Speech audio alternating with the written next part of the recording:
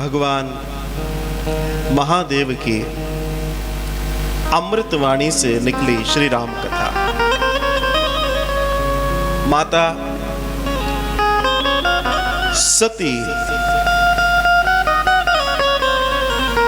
के साथ आरंभ होकर माता पार्वती तक की यात्रा, और वो यात्रा जिस यात्रा में उस अखिल कोटि ब्रह्मांड नायक जिसके सतत जाप को जपते हुए भगवान महादेव अपनी काशी से जन जन को मोक्ष देते हैं, ऐसी पवित्र आनंदमयी राम कथा का आज हम सबको पावन सौभाग्य प्राप्त हो रहा है। भगवान राम, या ये कहें जन जन के राम,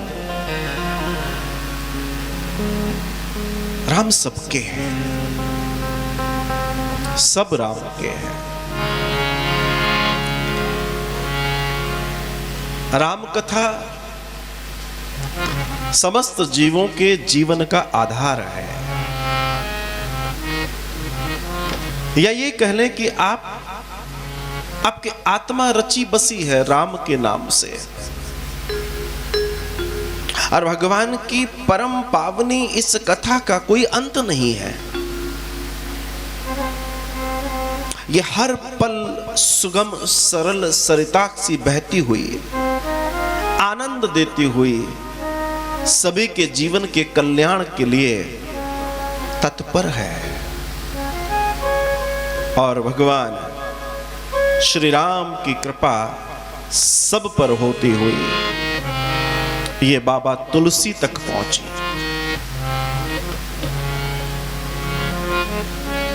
गोस्वामी तुलसीदास जी भगवान महादेव की परम कृपा से प्रेरित होकर, श्री हनुमान जी की परम कृपा से प्रेरित होकर इस पवित्र कथा को लिखने का सौभाग्य प्राप्त कर पाते हैं। और ये कथा सुंदर चित्रकूट में भगवान की पवित्र वाणी में श्री तुलसीदास जी के द्वारा कृत की गई। आनंदित हो गए सभी जन समुदाय और देवता जब ये संस्कृत से, वाल्मीकि रामायण संस्कृत रामायण से जब ये जन भाषा गांव-गांव तक के एक पढ़े लिखे की, एक बिना पढ़े लिखे की भाषा में भी जब तुलसी बाबा ने इसको रच दिया, बस दिया, तब ये राम कथा जन जन की हो गई। ये राम तो जन जन के हैं ही, लेकिन ये राम कथा जब जब जन की हो गई तो ये सबके हृदय के अंदर अपनी वो जगह बना लेती है जहां हृदय रहता है।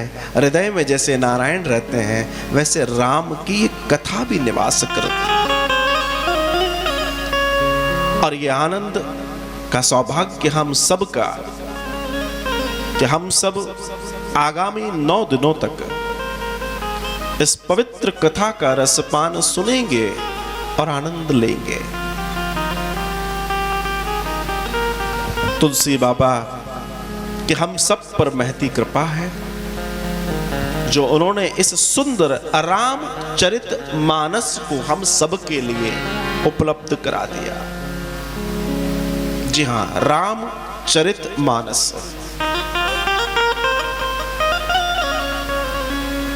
बताते हैं तुलसी बाबा ने जब पहली बार रामचरित मानस लिखा तो राम लिखा, फिर उसके नीचे चरित लिखा, फिर उसके नीचे मानस लिखा। अर्थात बड़ा सीधा सीधा समझने का फेरा है कि ये राम तक पहुंचने की यात्रा है, 3 चरण वाली। मानस, सबसे पहले अपने मानस को अपने गोविंद के चरणों में लगाओ। जब उनके चरणों में मानस लग जाएगा तो उनके चरित्र का रसपान संतों के द्वारा मिलेगा, उनकी कथा मिलेगी, उनकी गाथा मिलेगी, उनकी लीलाएं मिलेंगी। और जब ये संपन्न हो जाएगा, जब मानस शुद्ध होगा, शुद्ध मानस में भगवान की सुंदर गाथा प्रवेश करेगी, तो एक दिन राम जी से मिलन हो ही जाएगा, रामचरित मानस हो ही जाएगा। हम जिन राम जी को जानने बैठे हैं, ये उन राम जी को जानने की प्रक्रिया का पहला चरण है कि हम अपना जो बिंदु है, बिंदु की चर्चा मैं इसलिए कर रहा हूं क्योंकि जीवन का सबसे कीमती बिंदु है हमारी वो दृष्टि, जिस दृष्टि से हम परमात्मा को पाने की चेष्टा करके आगे बढ़ते हैं। जिस दिन भी हम ये सोच लें कि हमें उन्हें पाना है, तो आप समझ लीजिएगा धीमे धीमे आपकी स्थितियां, आपकी परिस्थितियां, आपका आचार, आपका व्यवहार, सारी चीजें उस दिशा में, उस गंतव्य की ओर बढ़ना शुरू हो जाती हैं, जिस गंतव्य पर जाकर आपको उस राम से, उस कृष्ण से मिलन हो जाता है, जिसके लिए आप कई कई जन्मों की यात्रा करने के बाद अभी भी आपकी प्यास को लेकर किसी घाट पर बैठे हैं। वो कोई घाट जिसकी आपको तलाश है, वो वही घाट जो राम से मिलन करा देने वाला है। हम उसी घाट पर बैठकर भगवान को जानने के प्रयास में हैं। वो सबके हैं, सब उनके हैं, ये बात बिल्कुल सही है। लेकिन एक बात समझने की है, वो ये कि आप तब तक ही भगवान के हैं जब तक आपने अपने हृदय में उनके नाम का संगीत बजा रखा है। भगवान कहते हैं कि जो व्यक्ति, जो भी जीव मुझे निश्चल मन से याद करता है, मैं सदा सदा के लिए उसके निकट वास करता हूं। अर्थात वो ढूंढने का विषय नहीं है। कई बार लोगों को आपने सुना होगा, उनके जीवन के लक्ष्य पूछो तो लक्ष्य पता पड़ता है कि लक्ष्य एक है, ईश्वर को पाना, ईश्वर को ढूंढ लेना। ईश्वर ढूंढने का विषय नहीं है, ईश्वर जानने का विषय है। ढूंढना स्वयं को है, खोए हुए हम हैं।